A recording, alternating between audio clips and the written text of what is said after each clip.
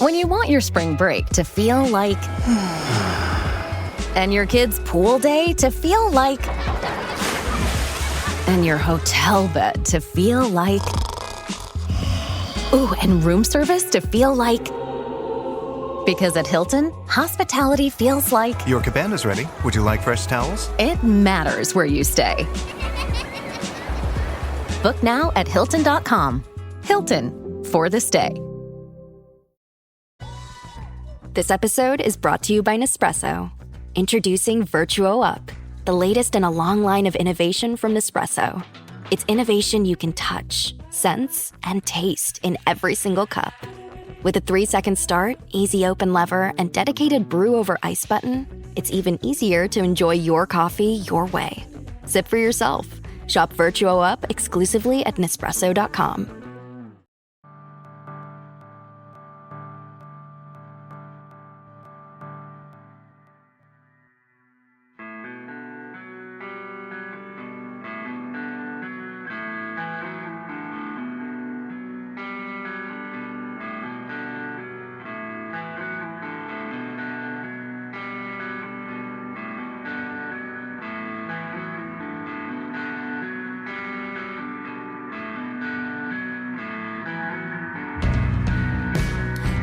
It's Deprogram, the podcast where we try to get you into a band. That's right.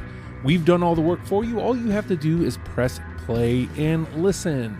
And you could call me band curious. That's because I am very curious about the bands that my friends love. And so I bring them onto the show and we talk about them. And they kind of go into why it is that they love these bands. And I try to understand it. And I do the best I can, folks. I do the best I can. And you could call it a struggle. You could call me a fly. I don't know, man. I'm going for the easy route this time. You could call me a Vandal. Hey-o, because we're talking about the Vandals. So on the order of the sheet, I don't remember how long this one's been up there. Probably the first time that Chris came on. But Randy, you're listed first, so talk to me about the Vandals and why you wanted to talk about the Vandals today. Very easy reason why, and I'll lay it out for you guys. And we need to hear this now more than ever right now, so pay attention. Hitler bad, Vandals good. Hey. Understand? Yeah. Is that difficult to comprehend, everybody? Pretty clear. All right, now we can actually talk about the band. This is just one of the cornerstones of my youth.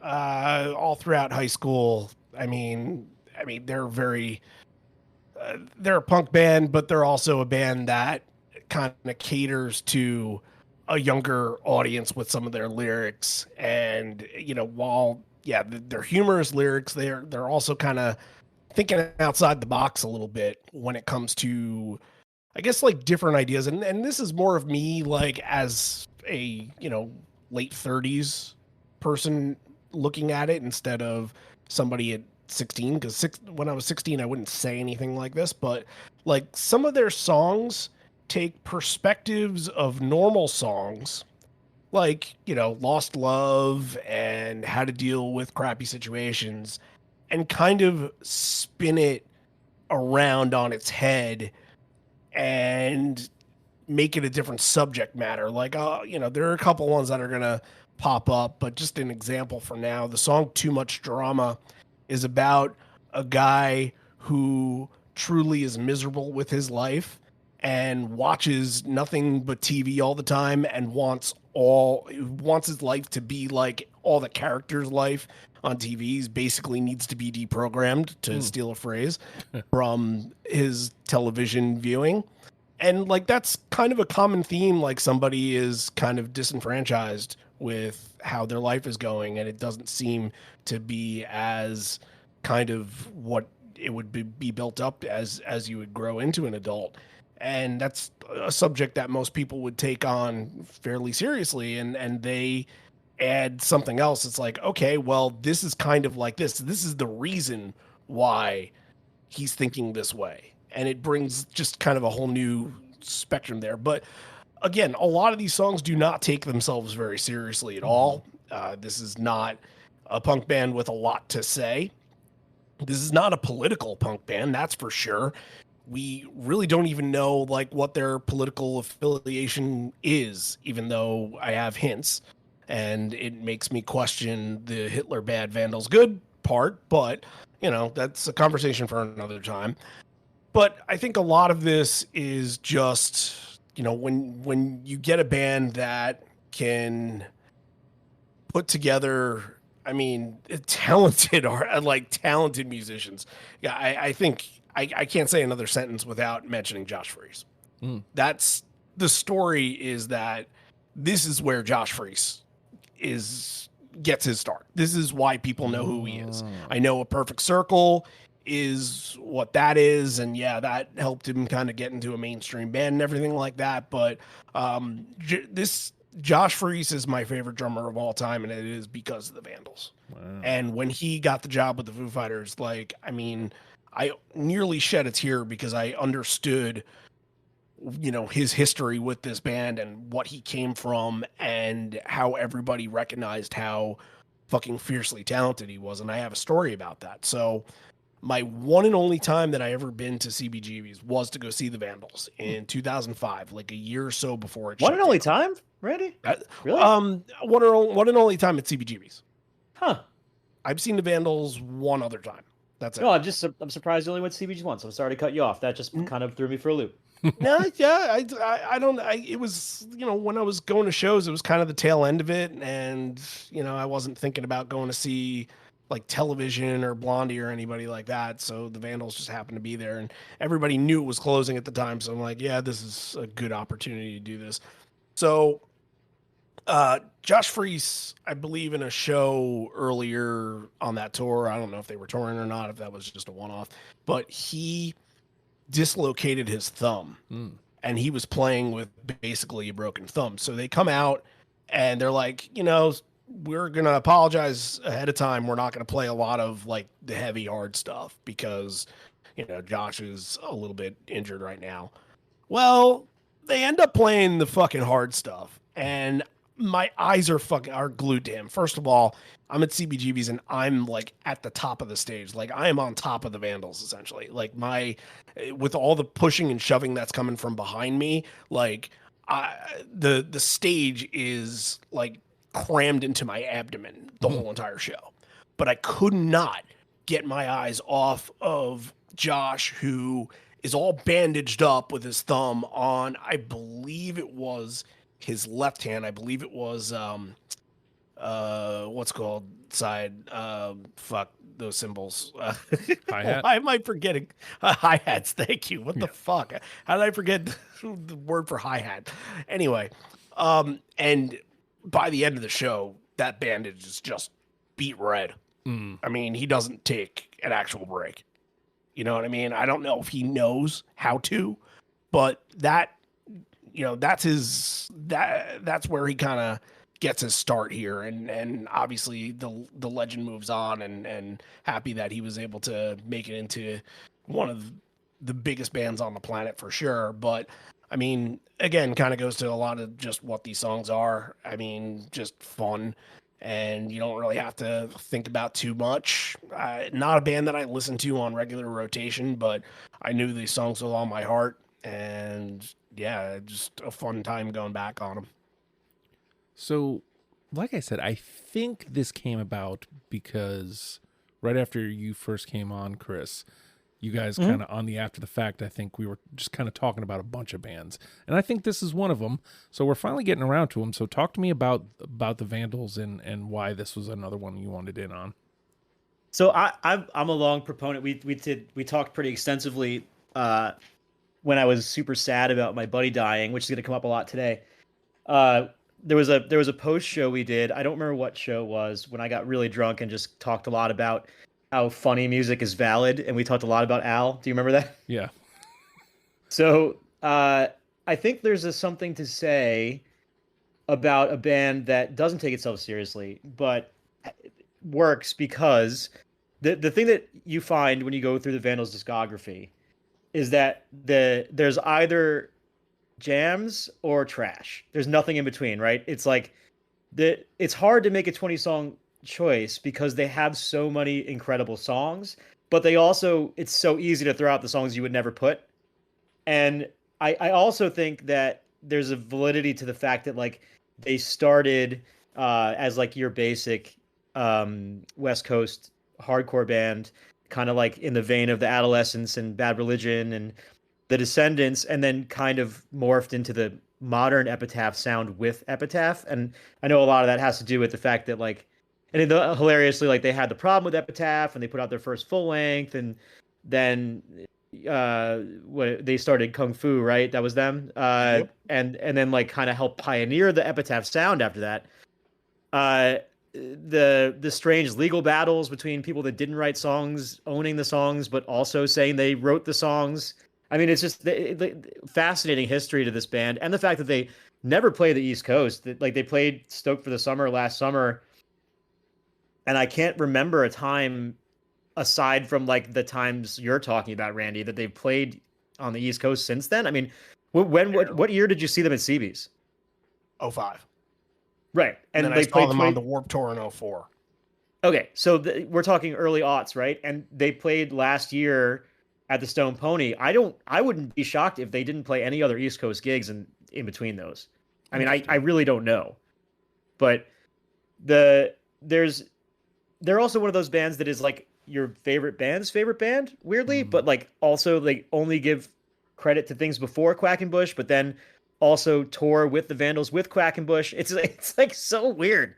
But I guess the reason I wanted to do it was because when you have musicianship to the level that they have, and you can take or leave the early West Coast hardcore stuff, which is like valid and good. Like it's can't stand out against your Adolescents and your Bad Religions and even bands that they rip on, but like it can't stand out like against the Germs and things like that. But it's good. And then you move forward to the stuff with Quackenbush where like the guitar playing goes on hyperdrive, and right, they just write these banger tunes that have a tongue firmly planted in cheek. And I'll say, like, not to go on and on and on about it because we'll talk more, there's something to be said for a lyricist that writes funny songs that has a level of self-awareness that brings you into the joke. Yeah. And I do feel like this band does that. Yeah, we talked a little bit about this out of school about how there's definitely some stuff that doesn't hold up thematically in 2025, but there's nothing mean-spirited about the mean-spirited jokes that the Vandals are telling. It's all made in a way to bring the listener in on the joke. Does that make any sense? Yeah, totally. Yeah, like, okay, fuck G.E. Smith. Like at the time when I'm 16, I'm like, who the hell is G.E. Smith? But it was a lot of that. It was hilarious, right? You know. So this is a band, I had this name wasn't familiar, songs weren't familiar, nothing. This was completely clean blank slate going in. To echo a lot of the things that you guys are saying, like, yeah, it's just at first listen, it's if Blink-182 doesn't move past Buddha, like somewhere between Buddha and Dude Ranch, you know what I mean?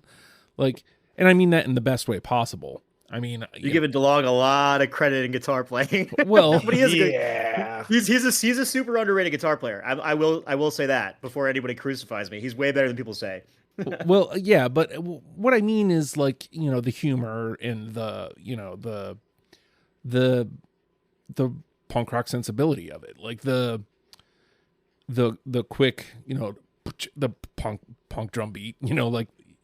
Mm-hmm. 4 chords, and yeah, there's more guitar work going on over it, but like I just mean like I can easily relate it to that because that makes it easily relatable, and that's how I can slip into it. Like it really did feel like just kind of slipping into a band that I already knew, even though I didn't like at all. There's some cringeworthy moments here and there, and it's worth noting that I did say that if for some reason the one song came up on either of y'all's list, I would veto it. Like it's that kind of cringe. And you know, there's a couple times. Actually, you know what? Let's volley it to the next section, and when it comes back around to me, I'll talk about this part. But so, Randy, we started talking about this. This kind of got, you know, put into hyperdrive. It went from, hey, we'll do it in a couple weeks, to, hey, can we do it in 3 days? So we're putting the list together, and you guys are kind of like going back and forth about, you know, what should and shouldn't be in, and then we ended up, I think, taking, if not all, pretty much most, it ended up 101 songs. So talk to me about like which 20, you know, like how you put your 20 together for this. Yeah, first of all, on, you know, their discog is strange. Like I tried not to take too much of their early stuff, but I felt like something needed to be represented because that one album, like their first country album, I suppose. I didn't really listen to it a whole lot, but That thing's crazy. it's weird. That's yeah. And then they have like a Christmas album, which is very good. I love their Christmas album, but we weren't going to take the whole thing. There's, you know, you have to have Oi to the World as a contestant on this, so I put that in. And then they made another country record in the late 90s, and I didn't even sniff that. But they have a lot of material, and, you know, while I'm not as big of a fan of the pre-Quackenbush era, although I think Peace Through Vandalism is fucking phenomenal. I think you kind of needed to tell a little bit of that story too, because it is important. So I just kind of left it in, and although it's 101 songs, it was just a shade over 4 hours. Every song is no more than 2.5 to 3 minutes long, so it really doesn't feel like a lot of pain work that you're going through here. But to get to my 20, I think automatically I had probably about 12 that were just easy. Yes, of course, this was what I grew up on. This still holds up to this day, and I still like it, and I probably will forever. That's, you know, that's kind of what happens when you get into music at such a young age. It just makes that lifetime impression on you. And then I tried to find stuff that was like a balance between, hey, this is a humorous song, and maybe this one has more of like an adult theme to it, but like something that maybe I didn't realize how good it was back when I was in high school. And I kind of saw a new meaning in it, so I threw songs like that in. And then I got to the last song. I'm like, shit, I got about 7 or 8 of these that I need to find which one I should keep, and the rest will be cut. And the way that I actually did it was I went on Threads, Justin. Oh. I went on Threads, and I wanted to see, okay, is there something out of the bunch that is being talked about more than I'm considering? And there was one, and I think actually there were 2 of them I think that were mentioned, but I decided to go with one over the other due to album representation. I will just say it. I'm very, very heavy Live Fast Diarrhea. I'm very, very heavy Hitler Bad, Vandals Good. Those are the albums for me on this. And it shouldn't come as that much of a surprise, even though I love Look What I Almost Stepped In, and the Quick Inning is okay. I didn't take a whole lot off of that, but yeah, I mean, it was such an easy listen, and really, you could have said, can we do it that night when you recommended to do Wednesday? And I would have said, yeah, no problem. Now, Chris, we know for a fact that you had to cut 6 right before we went on. Yes, I'm still doing it right now. I just finished. Walk me through how you get to that 26, and what's the deciding factor of cutting those last 6.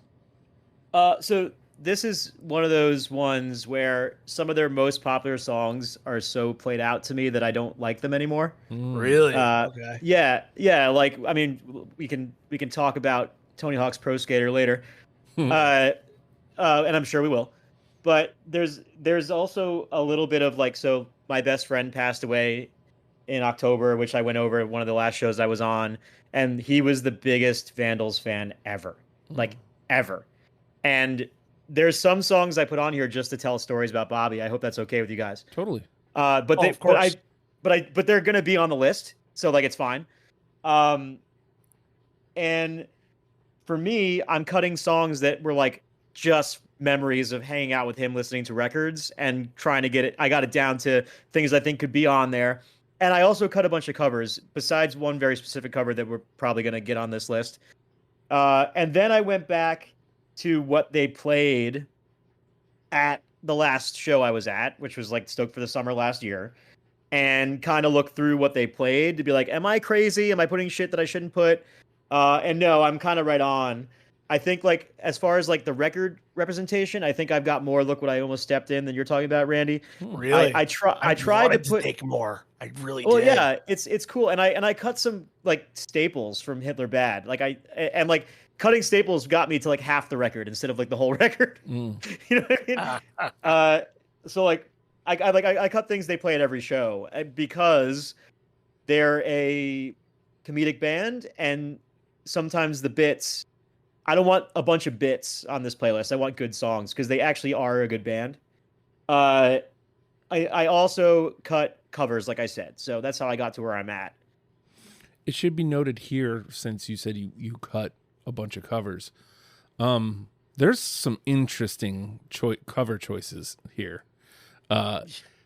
You know, I'll leave out like what they are, just in case they come up in conversation. But like, I don't think they will. You might as well mention them. Okay, so well, I have one, but I don't think it's what you're going to talk about. Yeah, same. So they covered Summer Lovin' from the Grease soundtrack. Quote unquote covered it. Well, yeah. It's a mess. Yeah. But like I wouldn't call it a mess. Anything I hate Grease, so. And then well, they don't really cover it though. No. Well, you know, I just didn't expect that to come up while I was listening to this band. That's great. And then earlier than that, they did a song called Hocus Pocus by a band called Focus, which was interesting. They do Supercalifragilisticexpialidocious. They sure do, with no irony at all, but they do it like in a minor key. Which is I think that's the joke. I'm not sure. And then there was one other one that I was hoping was going to be a song, a cover, but it wasn't. It ended up kind of giving me the ick a little bit. So, you know, maybe we'll talk about that at a later point. We're getting So Long Farewell too. Yeah, that one too. Yeah. Well, you know, those were just the ones that I was like, oh my God, really? This? Okay. All right. So, you know, I found myself, what's funny is I think I'm right in line with Randy as far as like I've got those same two records, like a majority of my list is those two records, Hitler Bad and I'm sorry, I'm forgetting the other one. Off the top of my Live Fast Diarrhea. Live Fast Diarrhea. Live Fast Diarrhea is one that I could make a case for. Like, I wanted kind of all of them, and you know, as I was going back through, I was like, to me, it felt like a place where they locked in. So you guys keep talking about pre and post Quackenbush, and I don't know where that line is, but like, it's after the first full length. Okay, yeah, that's firmly Quackenbush right there. So the first Quackenbush record is Fear of a Punk Planet, right? Well, technically it's the License to Ill, whatever it's called. Oh, Slippery When Ill? Slippery When Ill. Yeah, License to Ill is the BC's. My bad. Yeah. No, you're good. But I'm thinking about good records. Yeah. But Live Fast Diarrhea is definitely like the point where I lock in, and I'm like, okay, like there's like just a string of songs that I'm like, okay, yeah. And I ended up with like 30 something on my first pass. Now the cuts, none of them felt brutal. I was telling Randy just before you jumped on, Chris, that like, you know, some of some of the songs, you know, like you're looking for anything to kind of get them off the list. And if I looked at the lyrics and I was like, oh, you know, that gave me a little cringe, even if maybe I forced a cringe, who knows? I was like, okay, well, that's a reason to get rid of it. And so like I do the time crunch. I kind of had to do that. you gotta find those cuts.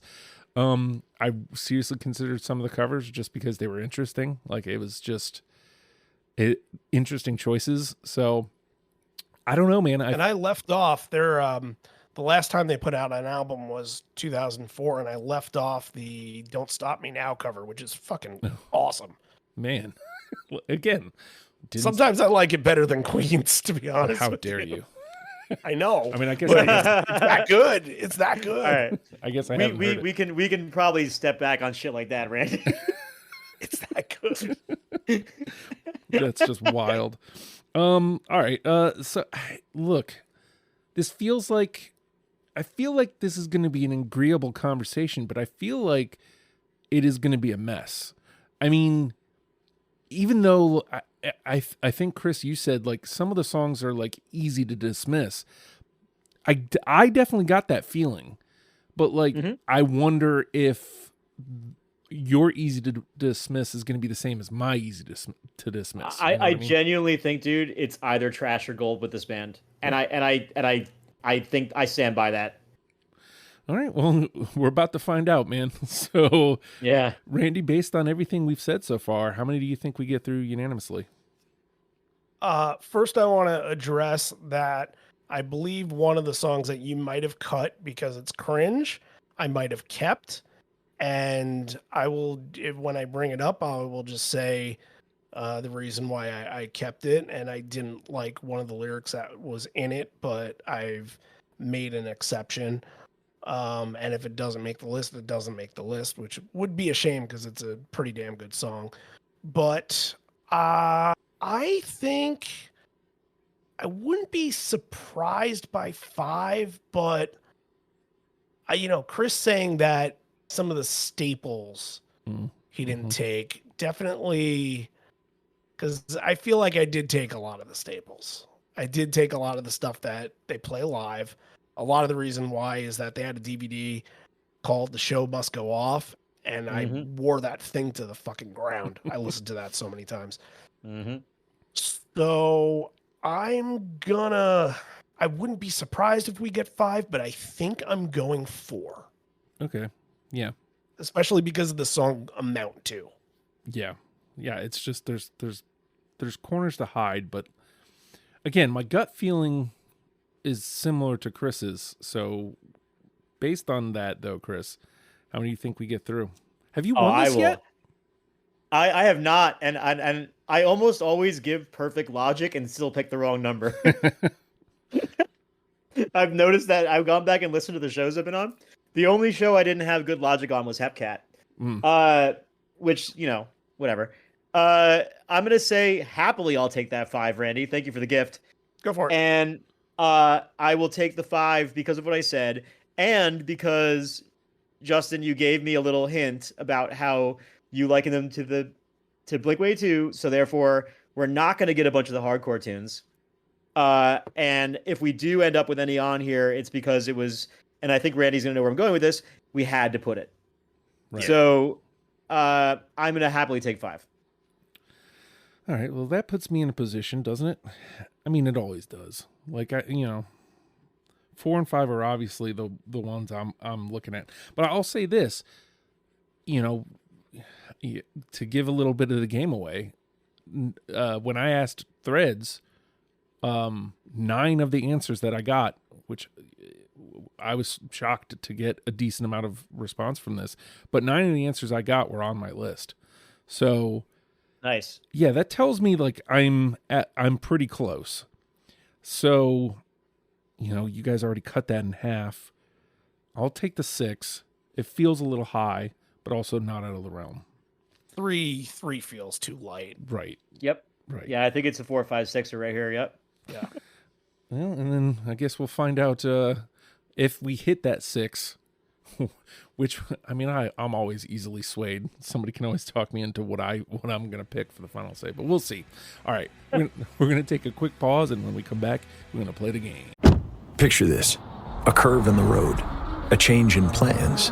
Well, what do you say? With the all-new Audi Q3, the answer's always yes. Yes to adventure. Yes to escape. Yes to performance. Yes to comfort. Yes to right now. Because saying yes without hesitation, that's real luxury. The all-new Audi Q3, made for the yes life. Every rep starts the same. Your limits are real, but so is your potential. New unrestricted power training gear from Lululemon, built with our most powerful fabric. Every push is supported, so you can drive through the hardest presses. Every squat and lift, unrestricted, flexing and stretching for max range of motion. In the gym, you don't know what you're truly capable of yet. Get into unrestricted power and find out. Now online at lululemon.com.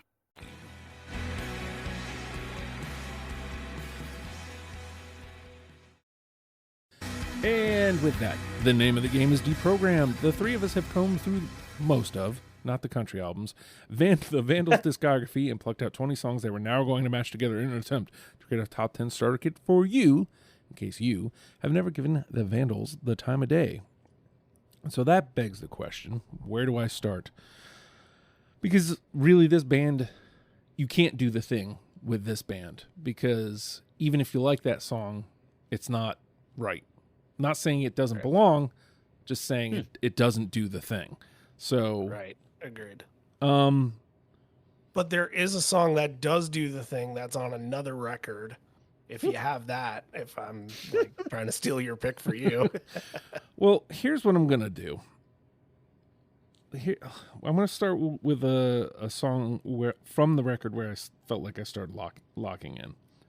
And it was an answer I got a couple times. So I feel like this seems like at least a 2. How about Take It Back?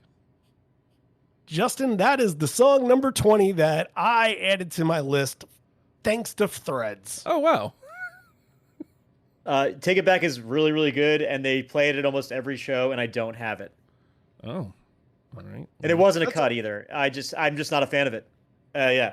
It's not one of my, like, it's definitely second or third tier, and that's why, like, I had to decide this over, I'm sure, the other song. Chris, you're gonna be like, how do you not take that song? But like, I just looked at the album and I'm like, I don't know, but I guess because one person was talking about it, I was like, okay, yeah, I'll take it. Yeah, I mean, nothing. I have no like judgment of it. It's just I'm not a fan of that song. That's all. Yeah, I get it. Well, we'll take the 2, and it will live to see another day. Randy. I'm going to start with the song that's the Have to Take It song that you were mentioning, Chris.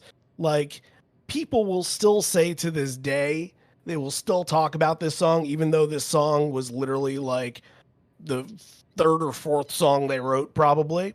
But how do you not have a list with the Vandals and not take Anarchy Burger?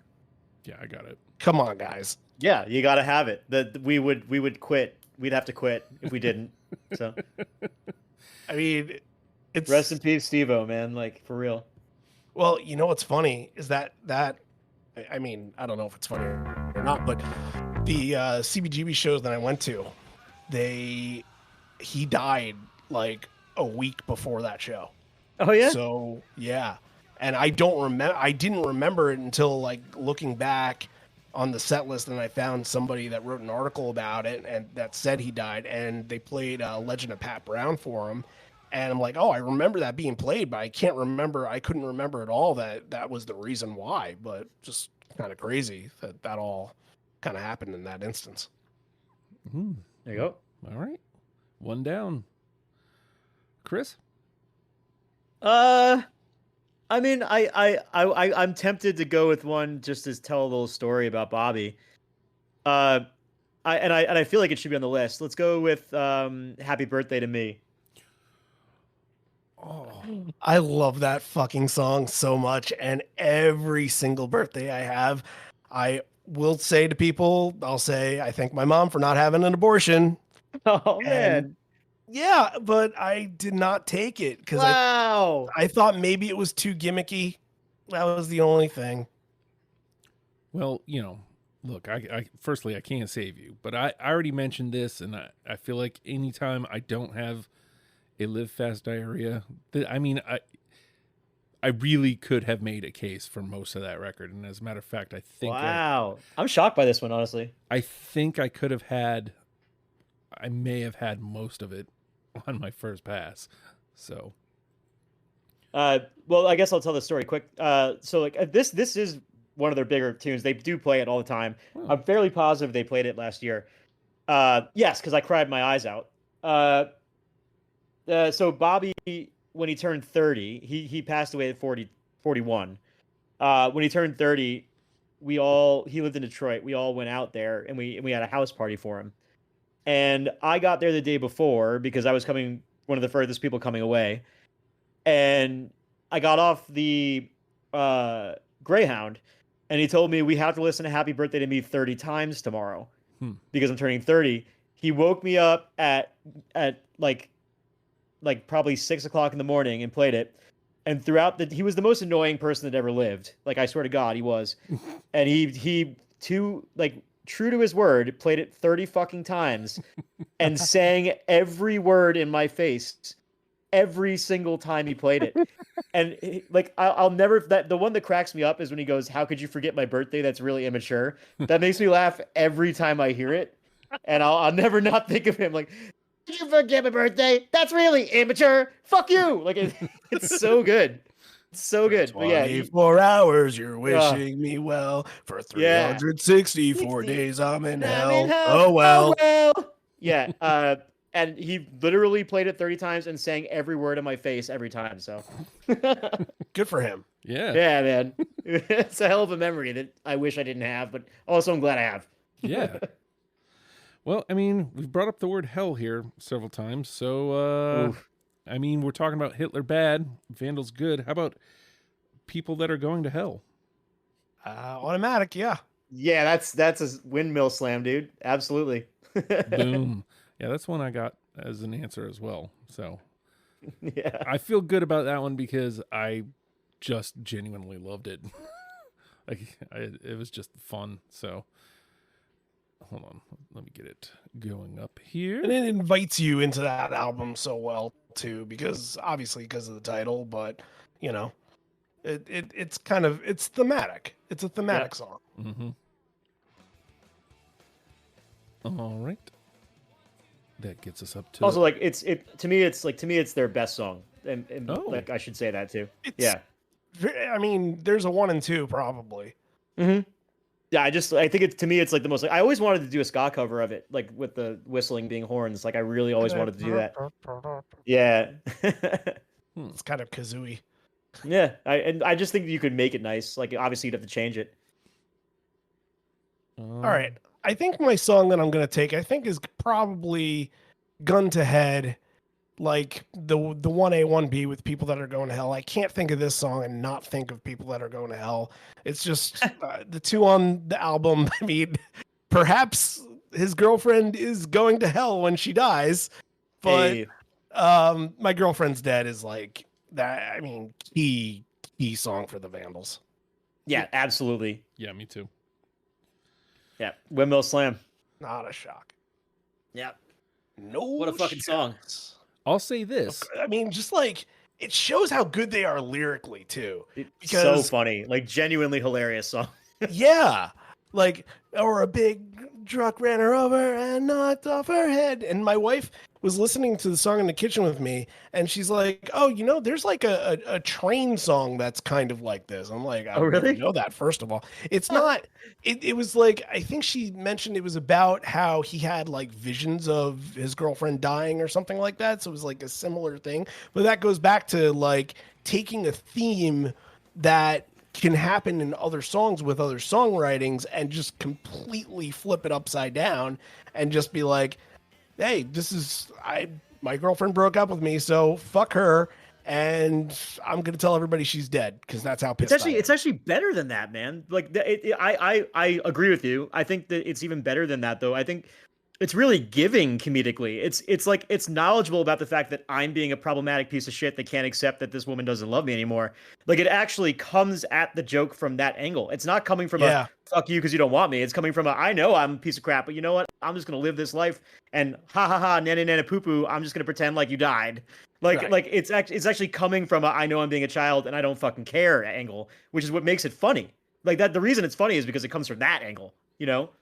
I shared that sentiment, but that was kind of fuck you was more in that manner. Yeah, it's just a very giving joke. Like it's a very giving comedic angle, you know? What's funny is that's how, like, when you get over, like, some people who get over bad news, they make a joke of it. They make light of it. Like, I've heard when people talk about somebody that died, their like brother died. He's like, well, he's an asshole anyway, shit like that. I had initially cut it, which is funny. What? Whoa! I mean, obviously, I came to my senses. Well, somebody mentioned it in the thread, and I was like, well, let me go back and listen to this, because I feel like it was, again, Hitler Bad was I had a lot from. So I think maybe I just kind of was cutting things just to cut them. And so how did you feel about the actual joke of it? That's what I want to know. Yeah, I mean, exactly like you're saying. Like it firstly, it made me laugh. So I was like, oh yeah. So I was definitely wrong, but it does feel more like he's making more fun of himself than anything. Mm-hmm. So that's what I meant earlier when I said like it kind of lets you in on the joke. It's not like in your face about it, you know? Yeah. Right. All right. So that one was Randy. So Chris, you're up. I'm going to go with one. We've done a bunch of like obvious ones. I'm going to go with one that I'm not sure if it's going to make it, but I just absolutely adore this song. It's a Look What I Almost Stepped Into in The New You. I love this song. Yeah, I got it. You do? Yes, I do. No. That's a legit good song.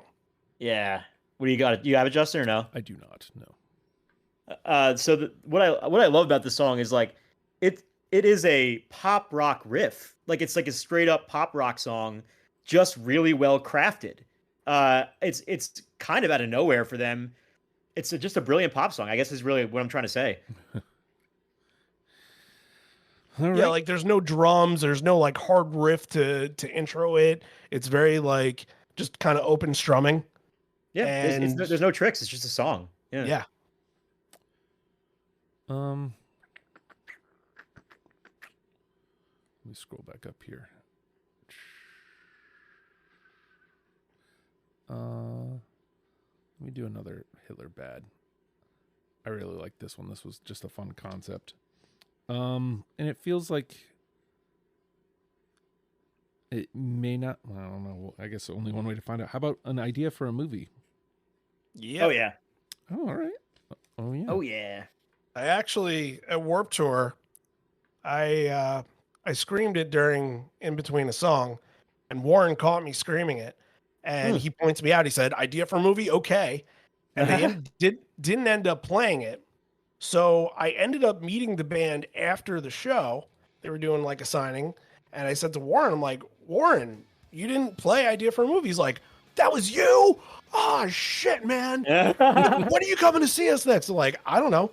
All right, songs on. When are you coming to see us next? You never play the East Coast. What are you talking about, guy? The end parts of that story, it comes full circle. They played it at CBGB's. I don't think I asked for it at that point because they played it very early in the set, but I got my wish. That's awesome. And my 4 is not holding up. I feel like there's too much stuff here. Yeah, I think the 6 actually has a good chance. Oh, man. I mean, we could push it. Who knows? Yeah, let's try to go past it. How about that? All right. Randy?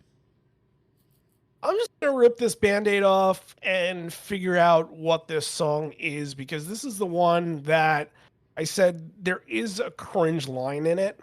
And however, it's just a fucking hell of a good song. And the line is, "Cop a feel on a punk rock girl in bondage pants." And the way that I'm going to spin this is that he means with consent. He absolutely means with consent, ladies and gentlemen. You don't have to defend him. Well, but that's my reasoning for picking the song, because why would he say that and not mean, of course, with consent? This is like just a killer Vandal song to me. I could not take it. And now we dance. Yeah, I got it. Yeah, it's absolutely there. It's a great song. All right. Yeah. I was afraid Justin would have caught that lyric, and that would have been one of the reasons why he would have dropped it. But well, and I mean, to be fair, like part of that is because it was a song that came up a couple times. So true. I was like, okay, well, this is considered something huge for them. I liked the song. So, all right. Bam. All of a sudden. Oh, God. All of a sudden. Yeah. All of a sudden. Oh, there's more here. Yeah. Yeah. There's some that I'm almost positive we're all going to have still. Yeah, I think so, too. All right. Chris? You guys want to shit on Hall Notes a little bit? I'm gonna go with it. Not in my backyard. I got it. Yeah. The classic tale of G. Smith moving into town and everyone saying, "Hey, not in my backyard, pal." But what a silly bit. Yeah. It's so random that I almost think, like, how can that not be true? Right? I just think it's a great bit. Pluck his name out of obscurity and be like, yeah, G. Smith. No, fuck you. We don't want you living here. My favorite bit in the song is that he pretends that he was in the Pretenders. Like, by the way, literally, I almost guarantee he was chosen because the name was Pretenders. Right. He's like, oh no, I'm not in Hall Notes. Let me buy a house. Like, it's so dumb. And I think the idea is to make this is what you're talking about before when you were saying like how they hint towards their political affiliations. Yeah. Like they're making fun of people who don't want those kinds moving to our neighborhood, right? Right. But the idea is not that it's about their race or their background or where they come from. It's about the fact that he was in Hall and Oates. G.E. Smith and the Saturday Night Live Band. It's so good. When I heard what is it? F-G-E. Fuck. Yeah. G-E. Let's go. It's like, what? I mean, just an incredible song, right? Yeah, it's one of their best. I'm glad this is automatically on this list because I would have had to fight for it for sure. All right, just like that, we're at 6. Pick another one, Justin, so you can get off the schneid here. But by the way, love Hall Notes. I just want to put that out there. Yeah. Hall and Oates deprogrammed is still open somehow. No, that's an easy one though. It's just the greatest hits. We did Hall and Oates already. That's what Doobie Brothers was. Yeah. Firstly, we did Hall and Oates already. Oh, you did? Yeah. Oh, didn't know that. Okay. So great job. That's pre my time, so I don't know. I think so. Well, I think none of us know anything before Randy. I think that goes for all things in my life. I think it's right. Post first episode, but before Aquabats. I think it came in between. Oh, I think. Okay. Yeah. Around Aquabats time was like that. That's when I was becoming a regular. So yeah, that makes sense. All right. Well, this song has already come up. Let's find out, shall we? How about "Oi to the World"? Yeah, of course. Yeah.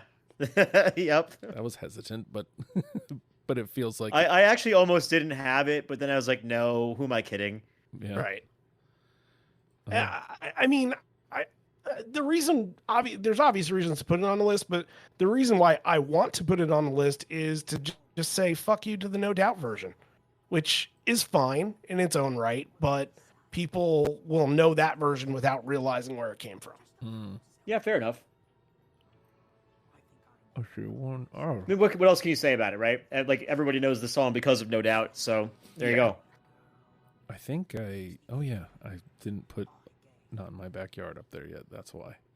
It's like I'm missing. Yeah, my God, that song. So we went way past the threshold here. Yeah, and I think we're gonna have more, to be honest with you. And I'm gonna take one that should be a shoe-in right now. and I'm very happy that that I'm not in the hot seat. So, all right, Randy. Just the drums, the conga drums in the beginning catch you every single time. And then the guitar solo, that is fucking amazing. I don't think we've really stressed enough of how fucking talented Warren Fitzgerald is. Like, as much as I love Josh Freese, I fucking loved Warren too. And I mean, if this song is not on the list, we're in trouble. It's a fact. I got it. Yep. It's there, baby. It's there, yeah. The Quickening is a great record that we haven't given its due, and that's a great first track. And yeah, this is the second track, I think. Is it? Wait a minute. Smiling is the first Wait a minute. Okay, well, also a great tune. That was a late cut for me. Same here. Spoiler alert. That is my one and only Quickening song. Well, the fact? It's a fact? Yeah, that's my Really? one and only one from the Quickening. Yep. I was considering one other, and I just decided against it. Well, it's the one I have two more, actually. Really? Okay. We'll get to those as we get to those, because right now we're running out of real estate. We're already up to 8. So let me scroll this up to the top. Not in my backyard. My God, that joke is so good. What a stupid idea that they like. That's definitely like, not to go back to what we already talked about. That like a song like that's like definitely they were all drunk. Like, I have this dumb idea, and they just did it for real. Like, it's so stupid. I'm gonna pick. Geez, let me go with the. I could do it. You know what? I'll try to do another one. We'll all have. This is the only cover I kept because it's so ubiquitous with the Vandals, and it's the cover of "I Have a Date." Yes. Yeah. Same. And I think, not to say anything for the Simpletones, but like, you're right. It just is so Vandals to me. Yep. It's iconic. Warren sings it, and he sounds like a dopey 12-year-old when he sings it. Well, I can't. What do you say, Justin? I can't push that through, but it gets it too. It's fine. Yeah. Totally fine. All right. Got enough. We only have one that hit the pile, by the way. Yeah. I'm sure more will, but. All right. So now we're back to me, huh? I think almost. I know, huh? Hey-o. Oh, come on, dude. I seen what you did. I seen what you did.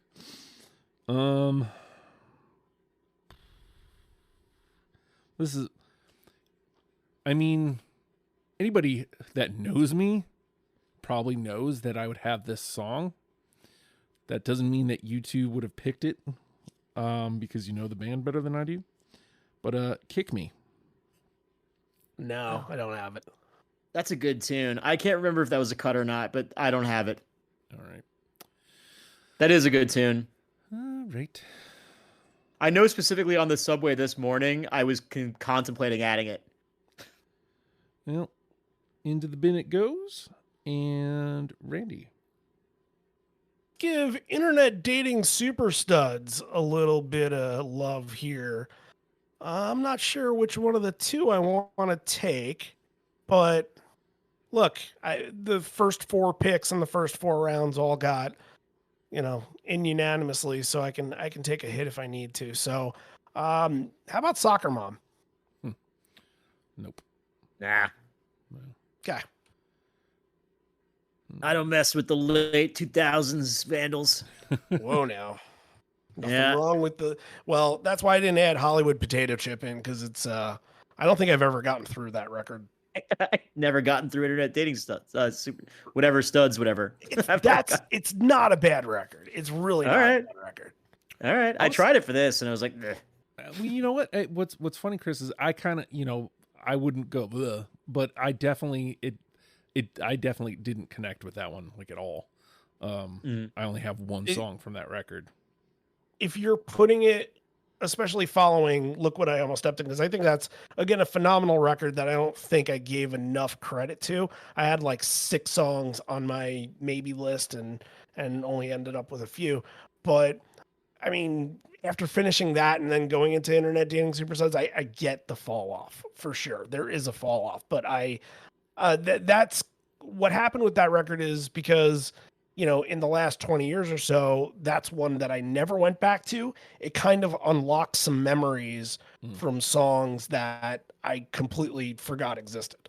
So I think But there's a reason they haven't put a record out since 2004. I know. You know? Because Josh Freese won't play with them anymore. I think I had a good number on my first pass. Well, maybe probably like 2 or 3.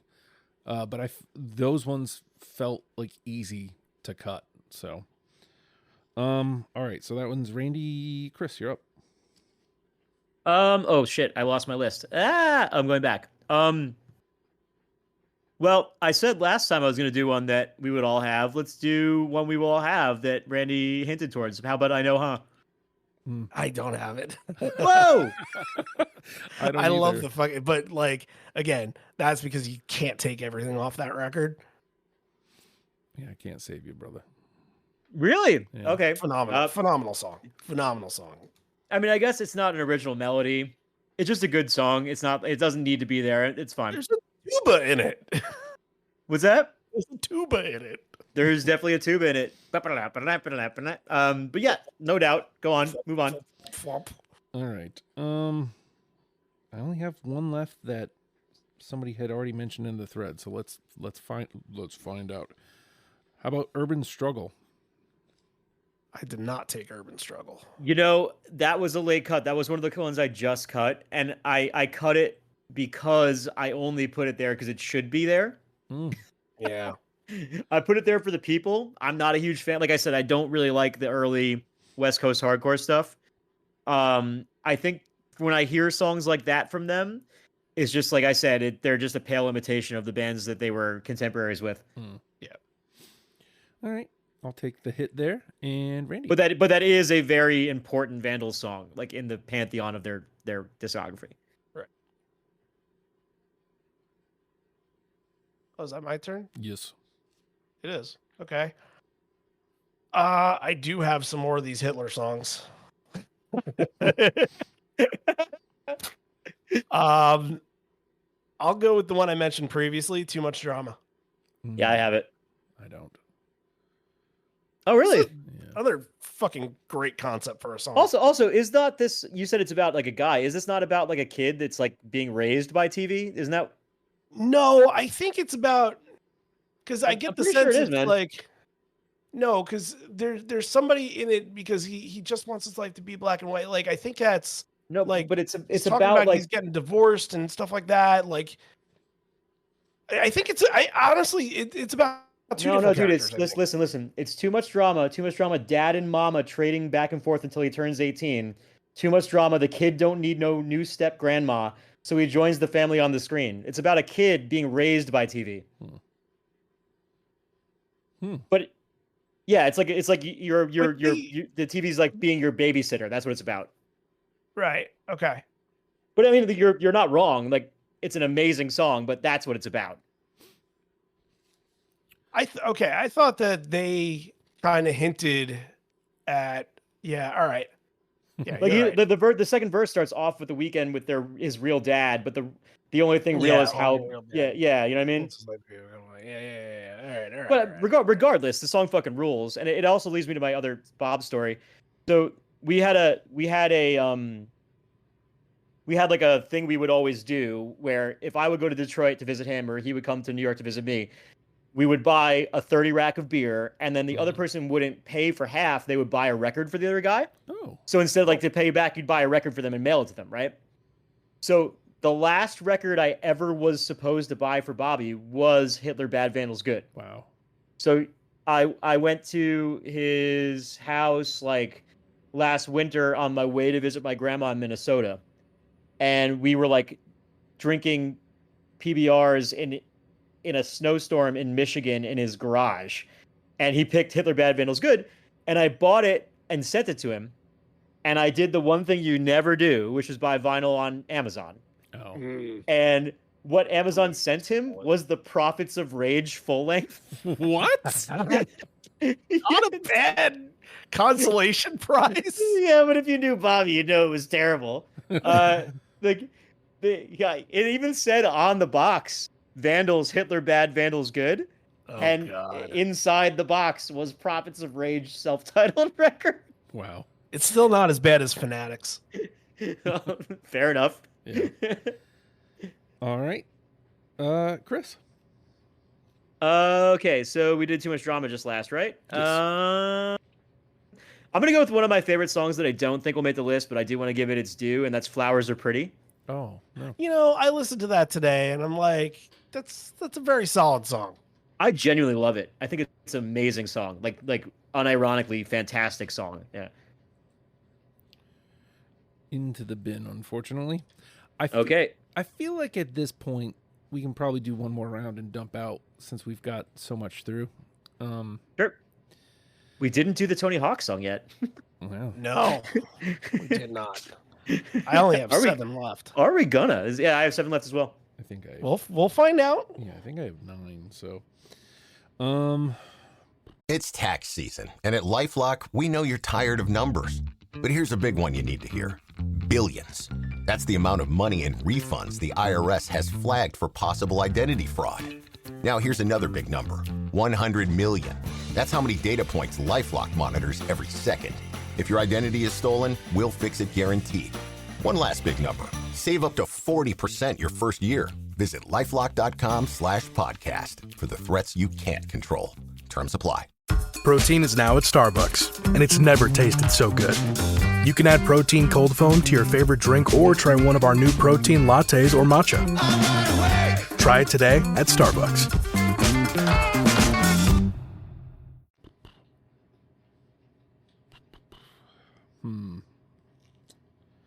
How about "Failure is the Best Revenge"? I do have it. I don't actually. Okay. Yeah, man, that's one of my quickening songs. I do have it. I love that song. We'll take a 2 there. At least I'm not in only on the unanimi. Right. All right, Randy. Let's take a title track here. And the reason why, like, I'll just tell a story. One time I had a friend who used her Blockbuster card to rent something, and I, obviously was just too lazy or did not get off my ass and return the thing. So it was late and I had a late fee. So anytime that I would listen to this album and then listen to the song where in the bridge he would bring up Blockbuster, like even to this day, I'm like, fuck, I forgot to return that shit. So Live Fast Diarrhea. Yeah, man. I don't have it, believe it or not. Ooh. The intro, I love the intro. To be fair, I should have it. Yeah. Well, I mean, at this point, like, all we're doing is making it harder on ourselves getting more of these 2s. So, fair. I think there are more. All right. I refuse to do the Tony Hawk song, so I'm going to go with one that I think should be there. Let the Bad Times Roll. I got it. I don't. Oh, okay. Well, they play it all the time, and it's great. That's what I was trying to, when you were saying, the song that does the thing, I was trying to see if you had this because, this is the first album that does the thing. So it would be the first track that would do the thing. I definitely. I'm not sure I know what the hell you're trying to reference. When he always picks the first song from a playlist. Yeah. Oh. Because it tells you exactly who the band is. Gotcha. So on this instance, doing that wouldn't be right. Yeah, I Want to Be Manners, not the best song for that. I did have it on my first pass. It just kind of was a casualty to just having so many. I Want to Be Manners is a pretty good song. It's not bad. Yeah. Bad, but it doesn't really tell you what the band's going to be. For sure. All right, so I guess I'm dumping out here. All right. I'll start at the top. We just talked about it. Wannabe Manor. No. What? No. I'm a Fly. No. All right. Airstream. No. Nope. I went into the weeds.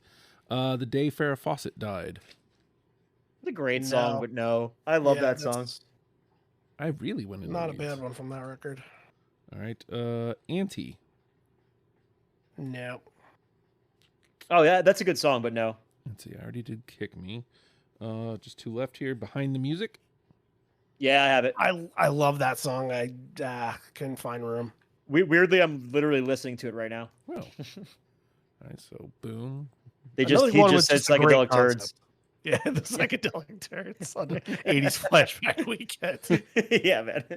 That's another one I'm like, did they like seriously decide to go to a major label? And is that like a true story or what? But I doubt it. Well, no, I think it's from the two of them running the record label. I will say though, like, I usually hate when bands write songs about being in a band. Like, despite spending my whole life in bands, I'm like, this is the most pretentious horse shit you could do.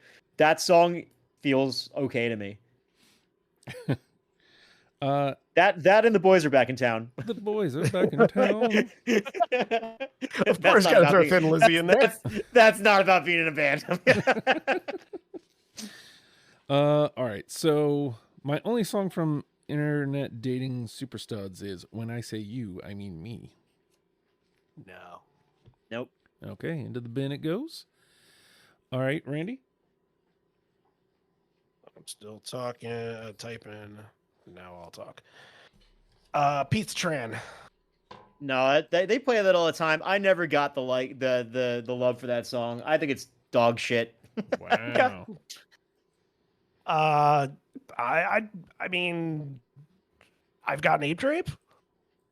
Yeah, I mean, I should have put that, but I fucking hate that song. Okay. I feel like this is my last Hitler song. Go ahead. It should not be funny. It should not fucking be funny. But I picked it because I liked the concept of the song. Thinking back, it's like, okay, well, you know, I'm dating this girl and I understand that she has some mental issues and she's going through some shit. It's not like the best way to be putting it to say, and you're legally insane, but like he's expressing that I would like to stay with you and help you through these problems. It's kind of sweet through some of the bullshit lyrics, but I'm really loving your desire to defend Dave Quackenbush. Did you take it or not? I did not. Okay. I did not take Fucked Up Girl. I mean, like, yeah, anyway. Jackass. Nope.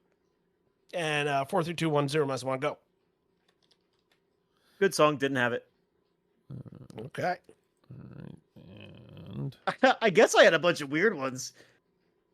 So I only have 3 left after that dump out. I put Eurobarge because I figured you guys would have it. I fucking hate that song. I wish I didn't put it. It's never been one of my favorites. It wasn't even on Tony Hawk. Yes, it was. No, I said even on Tony Hawk. Oh, okay. I just hate that he says, "I'll kick your royal Assiter." What the fuck was that idea? It bothers me. I would genuinely love this song if he didn't say, "I'll kick your Assiter." It bothers me. It's fucking dope other than that. And so I've got 2 that I just like that I knew would never make it. First of all, from The Quickening, Hungry for You. I love Hungry for You. Love it. Love that song. Like, genuinely, like, if I made a list of top 100 songs, it'd make it. wow. Yeah. And then also from Fear of a Punk Planet, the only time we've ever mentioned that record, Join Us for Pong. Because it's just this weird hardcore song about the boys getting together to play Pong. And then they have like the church bell in the basement. Yeah. It's just great. Like this song is so like deeply unironic. It's like, no. Forget the world. Come, the boys are playing Pong. Like the boys are playing Pong tonight, guys. Yeah. It's Gotta like, be a riot. I love it. I will say, like, that one definitely was on my radar. Okay, good. I had it also, on my the fact list. that nobody mentioned Cafe 405, which we should probably mention because it's really good. That was the other one that I was kind of jockeying back and forth with, and decided to take it back instead. Got it. I just kind of thought that, like, for the Vandals, it's and like Come Out Fighting too. Like there's a couple songs. Well, that's a and Money's Pennywise song. Still, but I'm just saying, like talking about what they play all the time. Sure. And money's not an issue. Also, like there's some songs we didn't mention that money's not an issue. I mean, like that pretty much completes Hitler bad right there. But money not an issue is great because they basically turned it into a doo-wop punk song. Yeah, just saying like things that we probably should have mentioned. That's all. Yeah. I mean, I'll tell you one thing. There are 8 songs that we mentioned and got all the way through, so there's no pressure on me. We got Anarchy Burger, Hold the Government, People That Are Going to Hell, My Girlfriend's Dead, Oi to the World, An Idea for a Movie, and Now We Dance, Not in My Backyard, and It's a Fact. We got a bunch of 2s here. Let's see. I'm going to try to make this easier to read. Oh, we got 8 that we need to trim down to 2. We've got Take It Back, The New You, I Have a Date, Too Much Drama, Failure's the Best Revenge, Live Fast Diarrhea, Let the Bad Times Roll, Behind the Music. I mean, I guess the first question is, do we care about representation? How is our representation? It's pretty decent. A little bit. Okay. And that's why I'm gonna throw out The New You. I think The New You needs to be on the list because of kind of what you were saying before, Chris, about just this having a lot more pop sensibilities to it. It's a different sound, and it can show the people that like they aren't just like this wacky punk band. You know? To me, it's genuinely a perfectly written song. Yes. Yeah. You'll get no pushback from me. So I guess of the 7 remaining, Chris, is there one that you're kind of looking at? Yeah, easily I Have a Date. It's got to be. Okay. I think that if you're trying to get into this band, you're going to hear that and be like, oh. You know what I mean? Yeah. I'm with it. I'm with the shits. Like if you dig it, you're going to dig the band, I guess is really what I'm trying to say. Well, I mean, that's the purpose of being here, right? So that rounds us out rather easily. Yeah, that actually, I didn't realize that we only had 2 from Diarrhea. There you go. Yeah. It doesn't make it better saying Diarrhea either. I've been pretty quiet about how I'm not the biggest fan of that record, so I feel like 2 is good. Well, now it's Now it's 3 3, with I yeah. Have a Date. Yeah.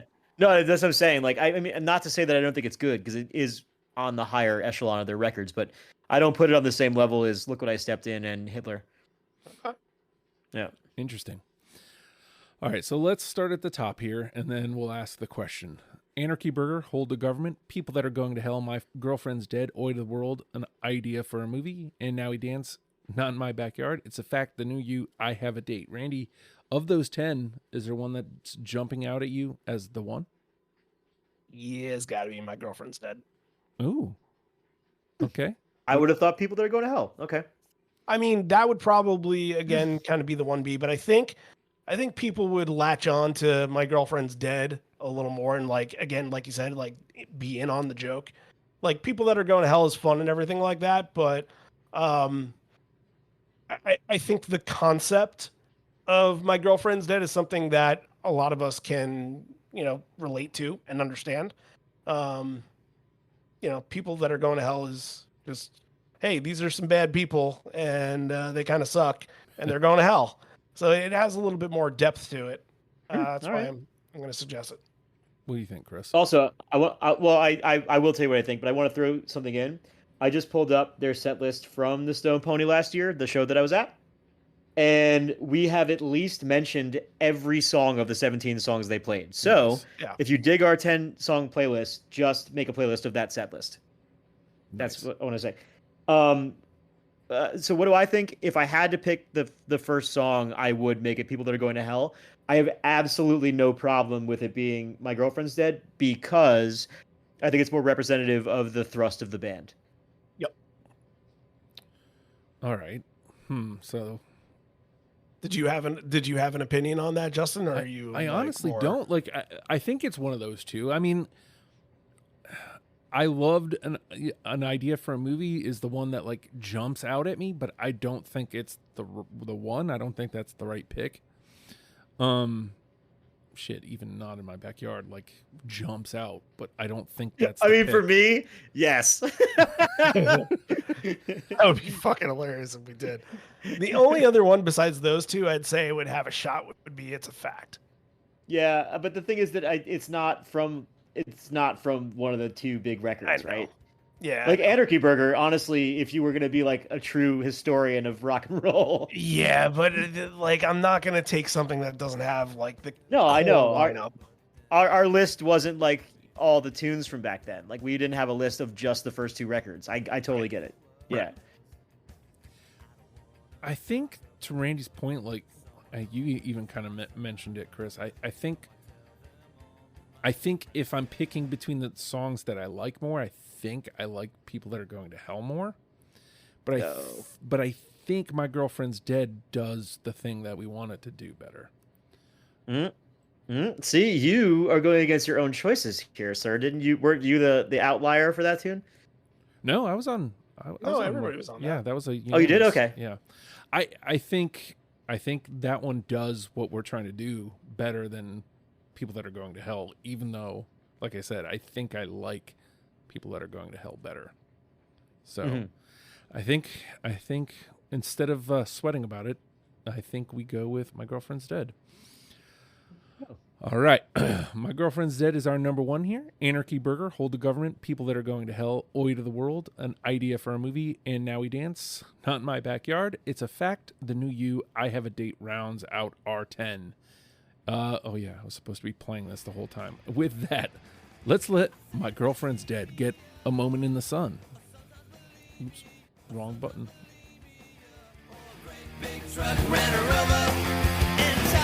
I am very good at this. Proven time and time again. Welcome to the party, pal. Good Lord. After 51 episodes. I've just, wow. You would think that it would be automatic by now, but it isn't. And you can go back and you can listen to all the episodes because we're a podcast and we're on all podcast platforms. So whichever podcast platform you're on, subscribing, rating, commenting would be super duper helpful, and I would appreciate it more than I could ever put into words. So please consider doing that. And if you want to help me get better, $1 a month at the Patreon, patreon.com/ohijustin. It really does give me a nice little pat on the back and attaboy, and does help me motivate to get better, baby. But what you get there, what you get there is you get the deprogram before the rest of the world. You get the after the fact conversation that we are going to have in mere moments, which I'm sure at some point will involve something sports, as it usually does between the three of us. Oh, you're about to get your 2025 Mets preseason. Like what am I looking for? Like, this is the big podcast, boys. We gotta.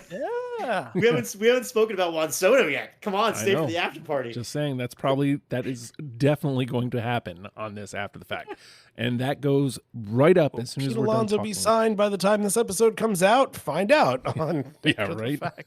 When you're listening 10 weeks from now. Yeah. Let's see what else. It also the occasional "Oh hi Justin." I haven't done one in months. I'm sorry. I try to get to them, but sometimes time slips away.